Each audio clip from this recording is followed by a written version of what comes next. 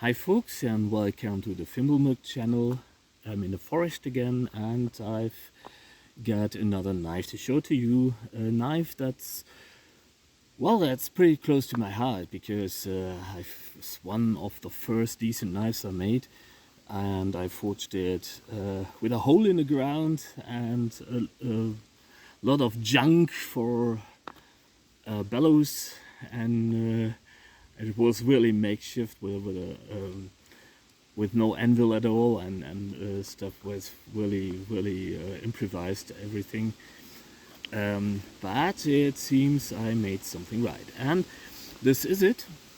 The sheath I bought and modified. There's a little dragon carving I made, and I was pretty much into William Skagel then. I really loved his knives and his style, and still do. Maybe I should make one for myself, which is more along his lines. But I did this for practicability reasons, because it's a little bit difficult to carry a big Bowie or something. So this is this is how it looks like. I forged it from an old chisel I found in the woods, and the stag antler is from the place where I used to stay as a kid with my parents. Fond memories, and a friend of mine gave it to me, who was the local hunter, and from the mountains. And this is a piece of blackthorn and a homemade mosaic pin. If you can see, there's a little bit corroded, so you can't actually just a really rough thingy. Originally I had made a pommel out of I think tagua nut or something it's called, which looks a lot like reindeer antler or ivory, but is actually a nut. And put it on, and well, it fell off.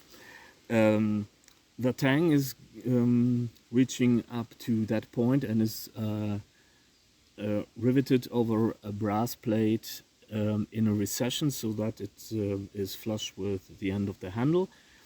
And I just put that on. That's the reason why the mosaic pin is a little bit off center, because there's the tang, and I didn't want to drill that out. So this is what it is. I tempered this one through. This is not selective temper, as I usually do, and I tempered it in a rather unappetizing concoction from the Curicus and Offenherzig Weinharzt from 1782, I think, which is sort of an economical book for housekeepers, for farmers or something. There are a lot of interesting things in it. A lot of superstition, but also a lot of really practical tips and tricks, recipes for soul cakes and German Lebkuchen and shortbread, and which actually was used as a medicinal. It was not something that was a tasty morsel. It was a tasty morsel, but only secondarily, because they were called Haupt- und Magenmorsellen, which literally translates as head and stomach morsels. And you realize how close German and English were in these times. And amongst it, a recipe for making a concoction to quench the knife and rapier blades. or knife and dagger blades rather. And well, I did it. I recreated it and quenched the blade in it. And what this does is it gave the blade sort of a bainite temper, which is special area of the iron carbon diagram. And you know, there's the martensite, there's an austenite, there's ferrite, perlite, and there is bainite. This is a really small area where you get really elastic properties while not compromising the cutting and edge holding capabilities. So this is really, I think I've done something good with this one, because it's keeping an edge really well, while also being rather resilient. And well, you must take my word for it. I won't test it now because I didn't bring any steel rod or something. But well, it's mine. I like it. And if I'm doing a little spatula now, that's really perfectly possible, and it's also capable of doing more robust work. And this is H beech, by the way. That's just it just slides to the wood, and with a little effort. And I don't know how many mushrooms it harvested, how many spoons it carved, how many tent pegs and what have you, everything around the house and garden. I forged this one in 2003, I think. It was the same piece where I forged the recent Jagdnica I showed, from the Passira Valley in southern Tyrolia replica, and the same chisel, and the same temper, same concoction, and but only this one's more skagelish. I'm not claiming this is a Skagel design, by the way. The leather is some old transmission belt, and there's a little spacer between, which is sort of homemade micarta.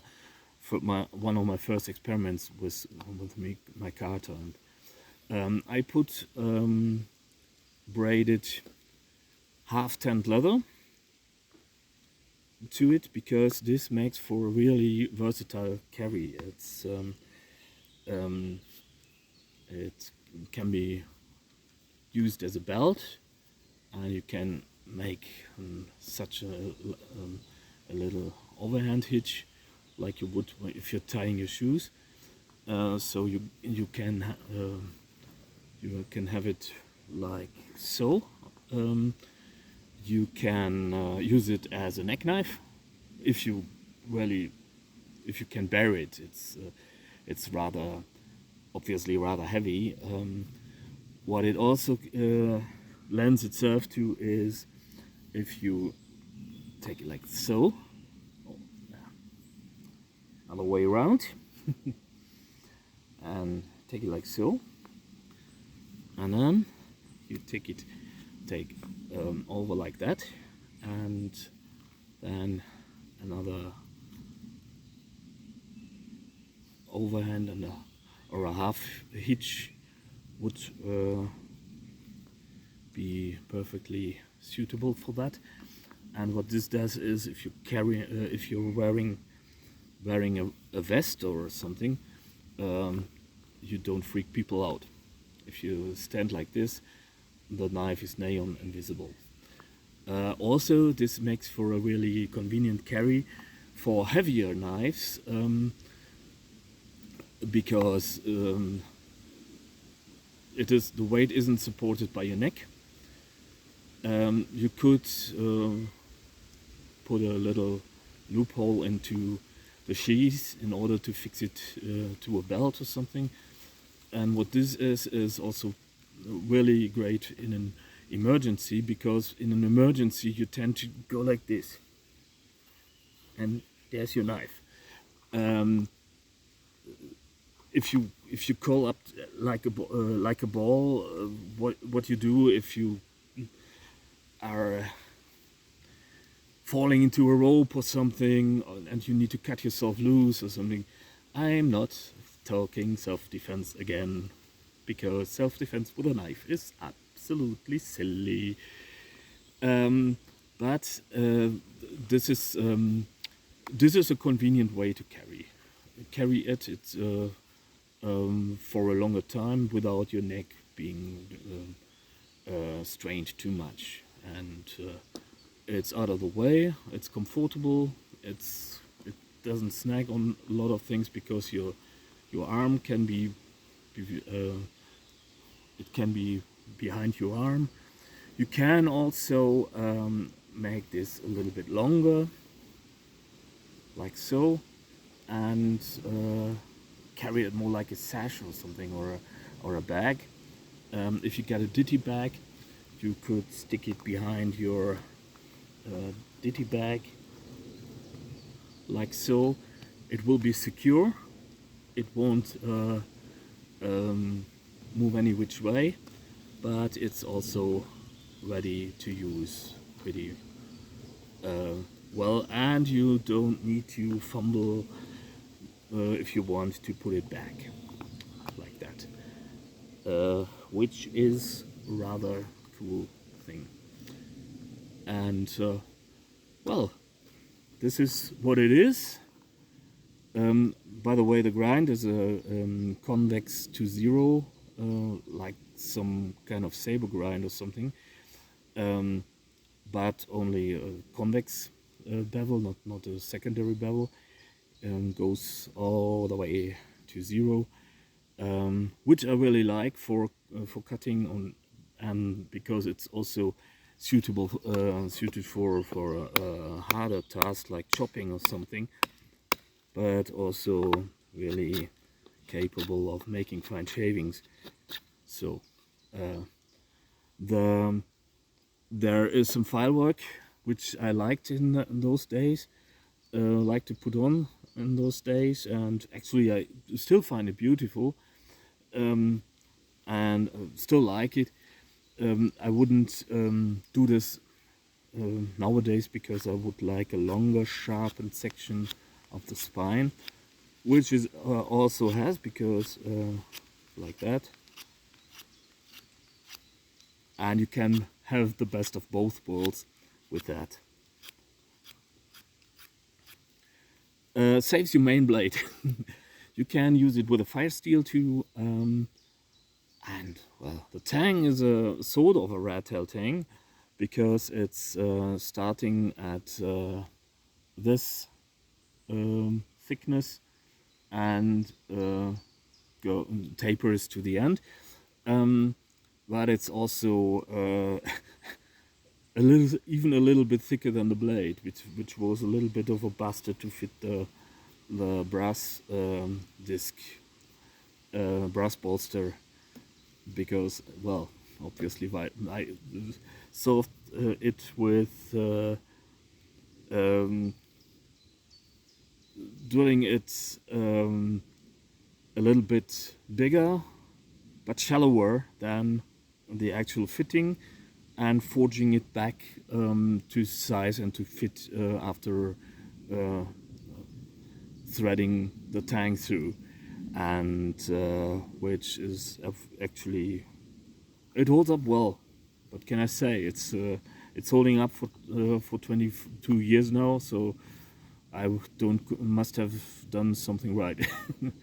And actually, I've used it pretty hard. It's one of my hardest used knives still, and still love it, still like it. So coming to a close, I hope you enjoyed the video. Thank you for watching, and take good care. Enjoy the forest and all that. You know.